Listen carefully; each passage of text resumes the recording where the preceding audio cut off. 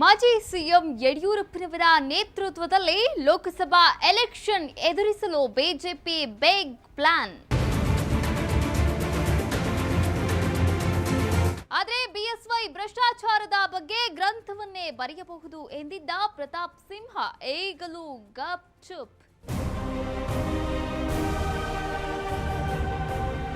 ಮಾತಿಗೆ ಮುನ್ನವೇ Yatnal Yediyurappa and sons ವಿರುದ್ಧವೇ ಗರಂ ಆಗೋದಾದ್ರೂ ಯಾಕೆ?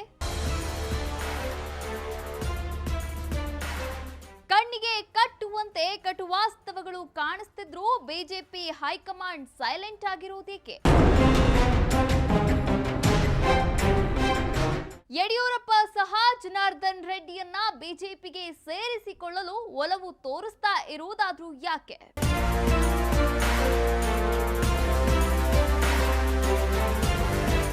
ಮಾಜಿ ಮುಖ್ಯಮಂತ್ರಿ ಬಿಎಸ್ ಯಡಿಯೂರಪ್ಪ ಬಿಜೆಪಿ ಅಧಿಕಾರದಲ್ಲಿದ್ದಾಗಲೇ ಕಣ್ಣೀರು ಹಾಕುತ್ತಾ ರಾಜಕೀಯ ನಿವೃತ್ತಿಯನ್ನ ಘೋಷಣೆ ಮಾಡಿದ್ರು. ಎಂದಿಗೂ ರಾಜ್ಯದ ಜನರ ಮನದಾಳದಲ್ಲಿ ಹಚ್ಚ ಅಳಿಯದಂತಿದೆ ಆ ಒಂದು ಸಂದರ್ಭ. ಆದರೆ ಅಂತಹ ಯಡಿಯೂರಪ್ಪ ಕಾನ್ಸ್ಟೇಬಲ್ ಪ್ಯೂನ್ಗಳ ವರ್ಗಾವಣೆಗೂ ಕೂಡ ಪುಡಿಗಾಸು ಲಂಚವನ್ನ ಪಡಿತಾ ಇದ್ರು. ತಾನು ಏನೇ ಮಾಡಿದ್ರು ಕುರ್ಚಿಗಾಗಿ ಅಂತ ನಾಚಿಕೆ ಬಿಟ್ಟು ಹೇಳುವಂತಹ ಯಡಿಯೂರಪ್ಪನ ಬಗ್ಗೆ ಮಹಾಗ್ರಂಥವನ್ನೇ ಬರೆಯಬಹುದು ಅಂತ ಯುವ ಪತ್ರಕರ್ತ ಹಾಗೂ ಹಾಲಿ ಸಂಸದ ಪ್ರತಾಪ್ ಸಿಂಹ 14 ವರ್ಷಗಳ ಹಿಂದೆಯೇ ಫಿಲ್ಟರ್ ಇಲ್ಲದೆ ರೆಡ್ಡಿ ಬಗ್ಗೆ ಬರೆದಿದ್ದ ಮೈನಿಂಗ್ ಮಾಫಿಯಾ ಬುಕ್ನಲ್ಲಿ ಬರೆದಿದ್ದಾರೆ. ಈ ಬಗ್ಗೆ ನೋಡೋಕ್ಕೂ ಮುನ್ನ ನಮ್ಮ ಚಾನೆಲ್ಗೆ ಸಬ್ಸ್ಕ್ರೈಬ್ ಆಗಿಲ್ಲ ಅಂದ್ರೆ ಈ ಕೂಡಲೇ ಸಬ್ಸ್ಕ್ರೈಬ್ ಆಗಿ ನೋಟಿಫಿಕೇಶನ್ಗಾಗಿ ಬೆಲ್ ಐಕಾನ್ ಕ್ಲಿಕ್ ಮಾಡೋದು ಮರಿಬೇಡಿ.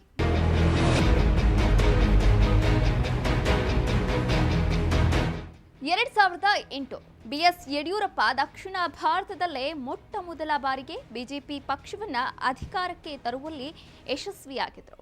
ಖುದ್ದು ಸಿಎಂ ಆಗಿ ಆಪರೇಷನ್ ಕಮಲದ ಮೂಲಕ ಪೂರ್ಣ ಬಹುಮತದ ಸರ್ಕಾರವನ್ನ ರಚನೆ ಮಾಡ್ತಾರೆ.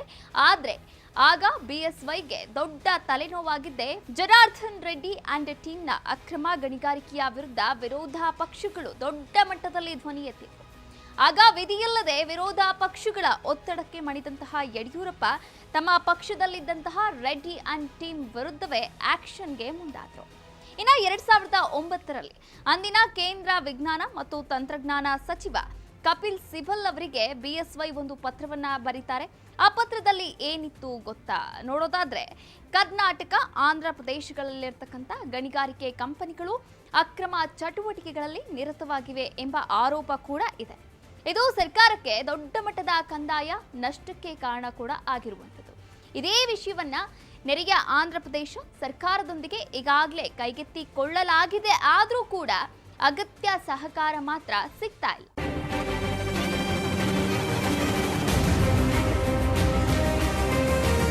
ಹೀಗಾಗಿ ಕರ್ನಾಟಕದ ಬಳ್ಳಾರಿ ಜಿಲ್ಲೆ ಹಾಗೂ ಆಂಧ್ರ ಪ್ರದೇಶದ ಅನಂತಪುರ ಜಿಲ್ಲೆಯ ನಡುವಿನ ಗಡಿ ನಿರ್ದೇಶನಗೊಳಿಸಲು ಡೆಹ್ರಾಡೂನ್ ಸರ್ವೆ ಆಫ್ ಇಂಡಿಯಾದ ಪ್ರಧಾನ ನಿರ್ದೇಶಕರಿಗೆ ನಿರ್ದೇಶನ ನೀಡಬೇಕು ಅಂತ ಬಿಎಸ್ವೈ ಉಲ್ಲೇಖನೆ ಕೂಡ ಮಾಡ್ತಾರೆ. ಹಾಗೆ ಇನ್ನು ಇಂತಹ ಪತ್ರವನ್ನೇ ಖುದ್ದು ಪ್ರತಾಪ್ ಸಿಂಹ ಮೈನಿಂಗ್ ಮಾಫಿಯಾ ಪುಸ್ತಕದಲ್ಲಿ ವಿತ್ ಪ್ರೂಫ್ ಉಲ್ಲೇಖ ಕೂಡ ಮಾಡಿದ್ದಾರೆ. ವೀಕ್ಷಕರೇ, 2009ರಲ್ಲಿ ಸರ್ವೆ ಮಾಡಲು ಬಿಎಸ್ವೈ ಪತ್ರ ಬರೆದ ಮೇಲೆ ಎಷ್ಟೋ ಅಧಿಕಾರಿಗಳು ಅಕ್ರಮ ಗಣಿಗಾರಿಕೆ ನಡೆಯೋ ಜಾಗದಲ್ಲಿ ಸರ್ವೆ ಮಾಡಿದ್ರು. ಸರಿಯಾದ ರಿಪೋರ್ಟ್ ಮಾತ್ರ ಇಂದಿಗೂ ಕೂಡ ನೀಡೋಕೆ ಸಾಧ್ಯವೇ ಆಗಿಲ್ಲ. ಅದಕ್ಕೆ ಸಾಕ್ಷಿಯೇ 2022ರಲ್ಲೂ ಕೂಡ ಕರ್ನಾಟಕ, ಆಂಧ್ರ ಪ್ರದೇಶದ ಗಡಿ ಸರ್ವೆ ಮಾಡಲು ಕರ್ನಾಟಕದ ಗಣಿ ಹಾಗೂ ಭೂ ವಿಜ್ಞಾನದ ನಿರ್ದೇಶಕರೇ ಸ್ವತಃ ರಾಜ್ಯ ಸರ್ಕಾರದ ಕಾರ್ಯದರ್ಶಿಗಳಿಗೆ ಒಂದು ಪತ್ರವನ್ನ ಕೂಡ ಬರೀತಾರೆ.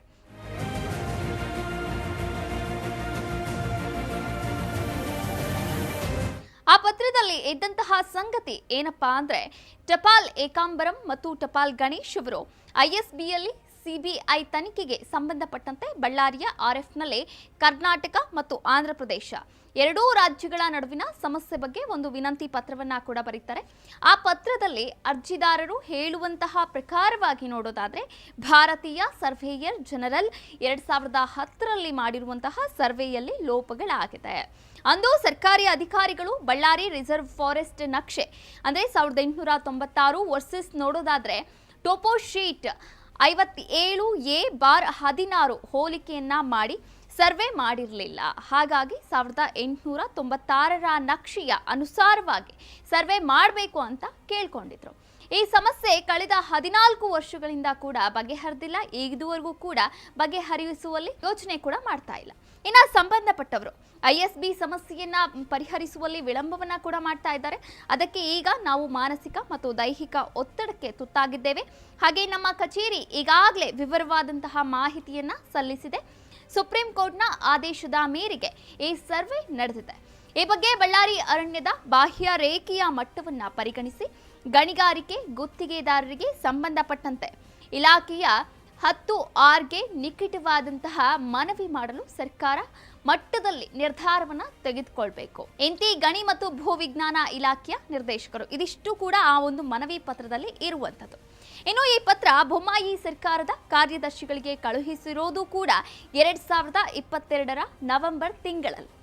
ಈ ಪತ್ರದಲ್ಲಿ ಉಲ್ಲೇಖಿಸಿರುವಂತೆ ಕಳೆದ 14 ವರ್ಷದಿಂದ ಈ ಗಡಿ ಅಕ್ರಮ ಗಣಿಗಾರಿಕೆಯಿಂದ ಉದ್ಭವಿಸಿರುವಂತಹ ಗಡಿ ವಿವಾದ ಪೂರ್ಣಗೊಂಡಿಲ್ಲ ಅಂದ್ರೆ ಅದಕ್ಕೆ ಮೂಲ ಕಾರಣ ಯಾರು ಎನ್ನುವ ಪ್ರಶ್ನೆಗೆ ಉತ್ತರವೇ BS ಯಡಿಯೂರಪ್ಪ ಎನ್ನುವ ಮಾತು ಕೇಳಿಸ್ತಾ ಇರೋದು ಕೂಡ ಸುಳ್ಳಲ್ಲ.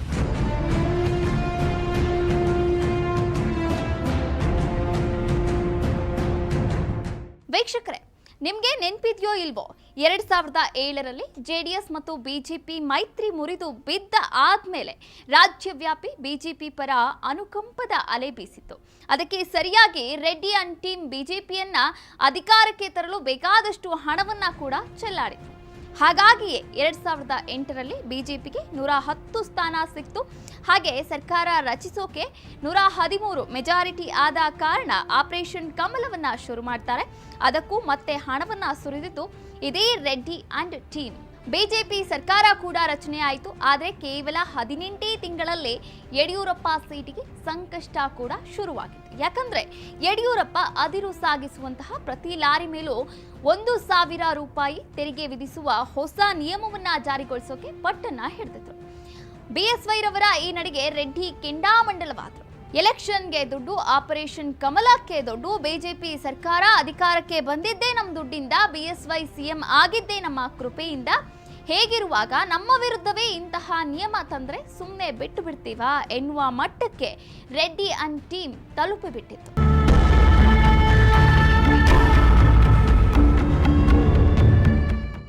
ಆಗಲೇ BSY ಸರ್ಕಾರದಲ್ಲಿ ಅಲ್ಲೋಲ ಕಲ್ಲೋಲ ಕೂಡ ಶುರುವಾಗಿತ್ತು. ಆಗ ಜನಾರ್ದನ್ ರೆಡ್ಡಿ ತನ್ನ ಬೆಂಬಲಕ್ಕೆ ನಿಂತಹ MLAಗಳನ್ನ ಗೋವಾ ಅಂಡ್ ಹೈದರಾಬಾದ್ಗೆ ರಾತ್ರೋರಾತ್ರಿ ಶಿಫ್ಟ್ ಮಾಡ್ತಾರೆ. ಇನ್ನು ಯಡಿಯೂರಪ್ಪ ಅಲ್ಲ, ಅಂದಿನ ಕೇಂದ್ರ ಬಿಜೆಪಿ ನಾಯಕರಾದಂತಹ ಅರುಣ್ ಜೇಟ್ಲಿ, ರಾಜನಾಥ್ ಸಿಂಗ್ ರಾಜ್ಯಕ್ಕೆ ಬಂದ್ರು. ಹಾಗೆ ರೆಡ್ಡಿ ಅಂಡ್ ಟೀಮ್ ರಾಜಿ ಸಂಧಾನಕ್ಕೆ ಬರಲೇ ಇಲ್ಲ. ಆಗ್ಲೇ ರಾಜ್ಯಕ್ಕೆ ಸುಷ್ಮಾ ಸ್ವರಾಜ್ ಕೂಡ ಎಂಟ್ರಿ ಕೊಟ್ರು. ಆಗ ಸೀತಾಮಾತೆ ಮುಂದೆ ತಲೆಬಾಗಿದ ಆಂಜನೇಯನಂತೆ ಜನಾರ್ದನ್ ರೆಡ್ಡಿ ಅಂಡ್ ಶ್ರೀರಾಮುಲು ಸುಷ್ಮಾ ಸ್ವರಾಜ್ ಮುಂದೆ ಮಂಡಿಯೂರಿದ್ರು. ಮತ್ತೆ BSY ಜೊತೆ ರಾಜಿ ಕೂಡ ಮಾಡ್ಕೊಂಡ್ರು. ಸ್ನೇಹಿತರೆ, ಸಂತೋಷ್ ಹೆಗ್ಡೆ 2008ರ ಡಿಸೆಂಬರ್ನಲ್ಲೇ ಬಳ್ಳಾರಿಯನ್ನ ಸುತ್ತಾಡಿ ಅಕ್ರಮ ಗಣಿಗಾರಿಕೆಯ ವಿರುದ್ಧ 1600 ಪುಟಗಳ ರಿಪೋರ್ಟ್ ಅನ್ನ ಕೂಡ ನೀಡಿತು. ಆದ್ರೆ ಯಡಿಯೂರಪ್ಪ ಮಾಡಿದ್ದೇನು? ಇಲ್ಲಿ ಮತ್ತೊಂದು ಇಂಟ್ರೆಸ್ಟಿಂಗ್ ವಿಚಾರ ಅಂದ್ರೆ, ಜನಾರ್ದನ್ ರೆಡ್ಡಿ ಗಣಿಗಾರಿಕೆ ಮಾಡಲು ಆಂಧ್ರ ಪ್ರದೇಶದಿಂದ ಅಧಿಕೃತವಾಗಿ ಲೈಸೆನ್ಸ್ ಸಿಕ್ಕಿದ್ದು 2007ರಲ್ಲಿ. ಆದ್ರೆ ರೆಡ್ಡಿ ಹೇಳೋದು ಮಾತ್ರ 2002, 2003ರಿಂದಲೇ ಗಣಿಗಾರಿಕೆ ಮಾಡ್ತಿದ್ದೆ ಅಂತ. ಲೈಸೆನ್ಸ್ ಇಲ್ಲದೆ ಯಾವ ಭಾಗದಲ್ಲಿ ಗಣಿಗಾರಿಕೆ ಮಾಡ್ತಿದ್ರು ಎನ್ನುವ ಬಗ್ಗೆ ಇಲ್ಲಿವರೆಗೂ ಕೂಡ ಯಾರೂ ಕೂಡ ರೆಡ್ಡಿಯನ್ನ ಪ್ರಶ್ನೆ ಮಾಡಿಲ್ಲ. ಕಡೆ ಪಕ್ಷ ಪ್ರಶ್ನಿಸೋ ಧೈರ್ಯ ಕೂಡ ಮಾಡಿಲ್ಲ. ಇನ್ನು 2007ರಲ್ಲಿ ಅಧಿಕೃತವಾಗಿ ಲೈಸೆನ್ಸ್ ಸಿಕ್ಕಿದ ಮೇಲೆ 2009 ಅಂದ್ರೆ 2 ವರ್ಷದಲ್ಲಿ 3,000 ಕೋಟಿ ದುಡಿದ್ರ. ಅಷ್ಟೇ ಅಲ್ಲ, 2008ರ ಡಿಸೆಂಬರ್ನಲ್ಲಿ ಸಂತೋಷ್ ಹೆಗ್ಡೆ ಅಕ್ರಮ ಗಣಿಗಾರಿಕೆಯ ಬಗ್ಗೆ ಸುದೀರ್ಘವಾದಂತಹ ರಿಪೋರ್ಟ್ ಅನ್ನ ನೀಡ್ತಾರೆ. ಅಂದ್ರೆ ಒಮ್ಮೆ ನೀವೇ ಊಹಿಸಿಕೊಳ್ಳಿ, ಬಳ್ಳಾರಿಯ ಮೈನಿಂಗ್ ಮಾಫಿಯಾ ಎಷ್ಟು ಕರಾಳತೆಯಿಂದ ಕೂಡಿತ್ತು ಅಂತ.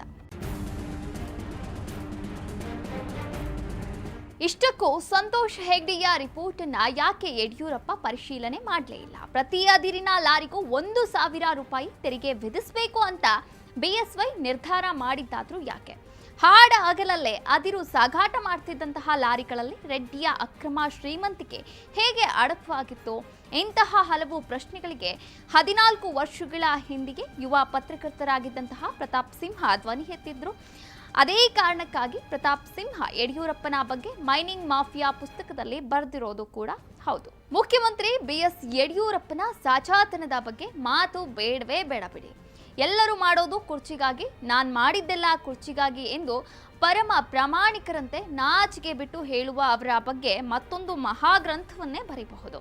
ಒಂದೆಡೆ ಬಳ್ಳಾರಿ ರೆಡ್ಡಿಗಳ ಗಣಿ ದೋಚುತ್ತಾ ಇದ್ರೆ, ಮತ್ತೊಂದೆಡೆ ದುಡ್ಡು ಮಾಡೋದವರು ಯಾರವ್ರೆ, ದುಡ್ಡೇ ಮಾಡದವರು ಎಲ್ಲವ್ರೆ ಎಂಬಂತೆ ಕಾನ್ಸ್ಟೇಬಲ್ ಪಿಎನ್ ವರ್ಗಾವಣೆಗೂ ಇಂತಿಷ್ಟು ಪಡೆದುಕೊಂಡು ಪುಡಿಗಾಸು ಮಾಡಿಕೊಳ್ತಿದ್ದಂತಹ ಯಡಿಯೂರಪ್ಪನವರು ಕೊನೆಗೂ ಎಚ್ಚೆತ್ಕೊಂಡು ರೆಡ್ಡಿಗಳನ್ನ ಹಣಿಯಲು ಮುಂದಾದ್ರು ಎಂದು ಈ ಒಂದು ಪುಸ್ತಕದಲ್ಲಿ ಉಲ್ಲೇಖ ಮಾಡಿದ್ದಾರೆ.